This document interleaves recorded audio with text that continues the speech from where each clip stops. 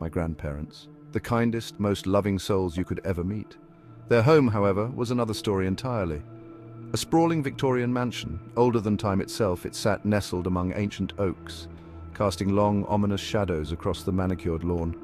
I loved my grandparents dearly, but that house, it filled me with a bone-deep dread I couldn't explain. Every room felt perpetually cold, a chill that seeped into your bones, no matter the season.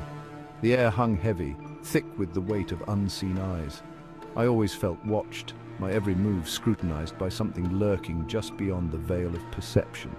Visitors often commented on the oppressive atmosphere, their voices hushed, their gazes darting nervously around the dimly lit rooms.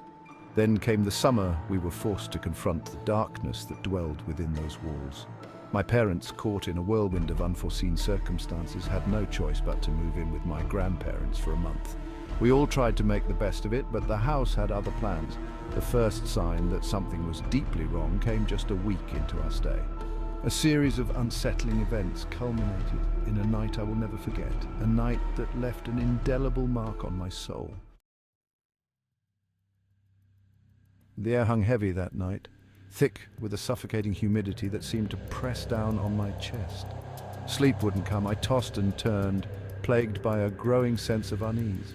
Finally, I gave up, throwing the covers back and stumbling out of bed.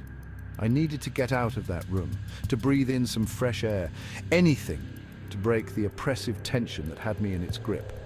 I made my way down the hallway, each creaking step echoing in the stillness. The bathroom door loomed before me. I reached for the knob, surprised to find it locked. Odd. My grandmother always left the door unlocked at night. Before I could process the thought, the lights flickered and died, plunging me into absolute darkness. Fear, sharp and cold, shot through me. Fumbling for my phone, I activated the flashlight, its beam a meager defense against the encroaching shadows. As I did, I remembered the ghost hunting app I'd downloaded as a joke. Purely for entertainment, or so I thought. I opened the app, its interface glowing eerily in the dark. The EMF detector spiked, its digital needle swinging wildly back and forth. Then a single word flashed across the screen. Stark and chilling. Run. The next night, the tension in the house was palpable. We all felt it, the lingering fear, the sense of being watched. No one dared to speak about the events of the previous night, but the terror was etched on our faces. We were gathered in the living room, a pathetic attempt to find comfort in numbers. My parents, usually so talkative, sat in stony silence. My grandparents, bless their hearts, tried to maintain a sense of normalcy, but even they couldn't hide the worry in their eyes. Then it happened. A cold breeze swept through the room, chilling me to the bone. The hairs on the back of my neck stood on end. From the corner of my eye, I saw it. A fleeting glimpse of a dark figure standing in the doorway of the kitchen. It was gone as quickly as it appeared, leaving behind a sense of dread so profound it stole my breath. Suddenly, doors slammed shut throughout the house, their booms echoing like gunshots in the stillness. My heart pounded in my chest, each thud a painful reminder of the terror that gripped me. Footsteps echoed from the upstairs hallway, heavy and deliberate, even though we were all downstairs. Then silence. A silence more terrifying than any noise. But in the quiet, we all heard it. The sound of someone, something breathing. It was close, too close. The third night arrived, casting its ominous shadow over our hearts. Sleep had become a distant memory, replaced by a constant gnawing fear. We moved through the house like ghosts ourselves, our whispers the only sounds that dared to break the heavy silence. I sat huddled on the floor of my room, clutching my phone like a lifeline. The ghost hunting app was open, its screen casting an eerie glow across my face. The EMF detector was going crazy, its digital needle bouncing back and forth like it was possessed. Whatever was in the house with us, it was getting stronger. Then, the app spoke. A name, clear as day, scrolled across the screen. Quentin. My blood ran cold. Quentin. That was my great-grandfather's name, the man who built this house over a century ago. The man whose portrait hung in the hallway, his eyes seeming to follow our every move. The air grew heavy, thick with an unseen presence.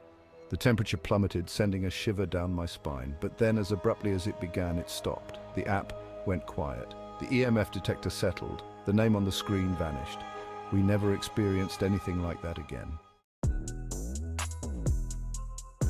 Whispers from the past. The remaining days and nights passed in an unsettling calm. The silence was almost more unnerving than the previous activity. It felt as if the entity, whatever it was watching us, waiting. The name Quentin echoed in my mind. Who was he? This man who haunted our family home. What did he want? My curiosity, once a playful thing, now felt dangerous, like a flickering candle in a room filled with explosives.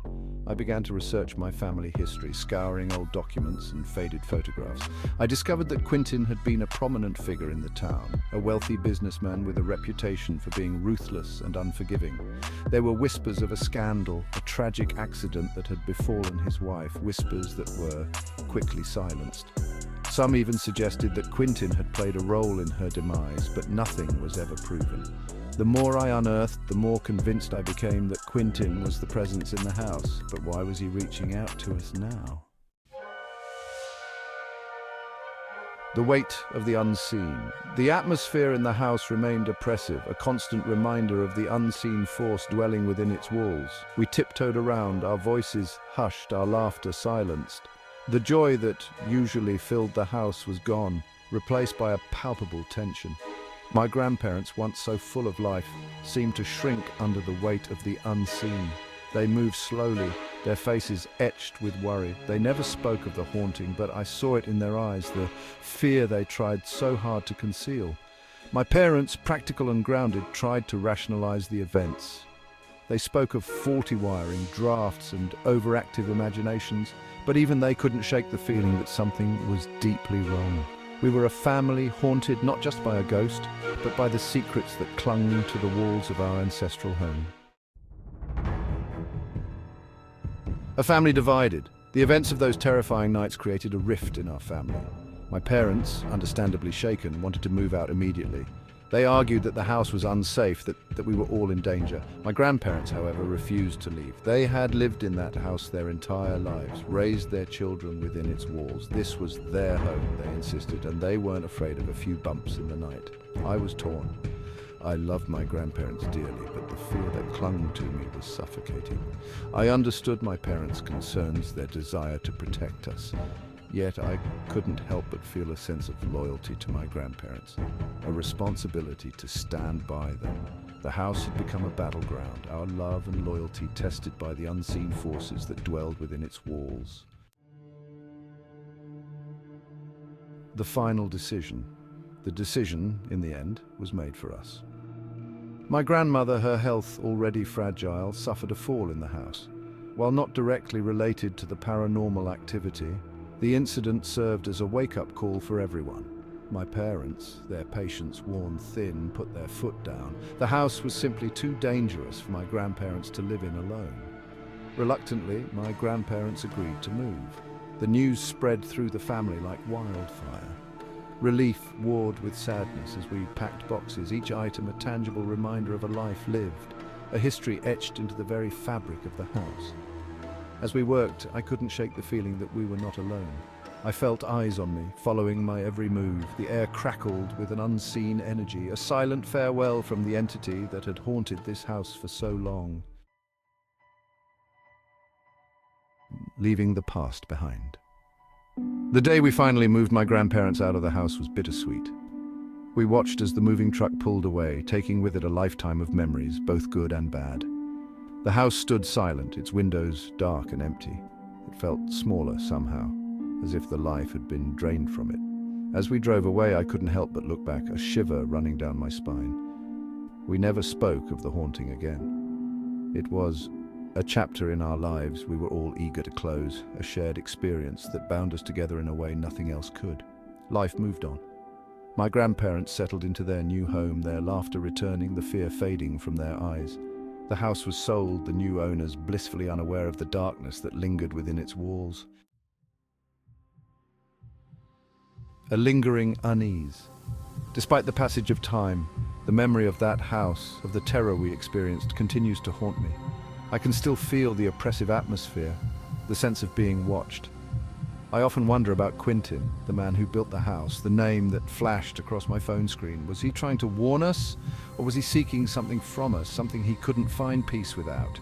I'll never know the answers, and perhaps that's for the best. Some secrets are better left buried, some doors better left unopened. But one thing is certain, I'll never forget the summer we spent in that house. The summer we came face to face with the unknown. It's a memory that will stay with me forever, a chilling reminder that some things are best left undisturbed.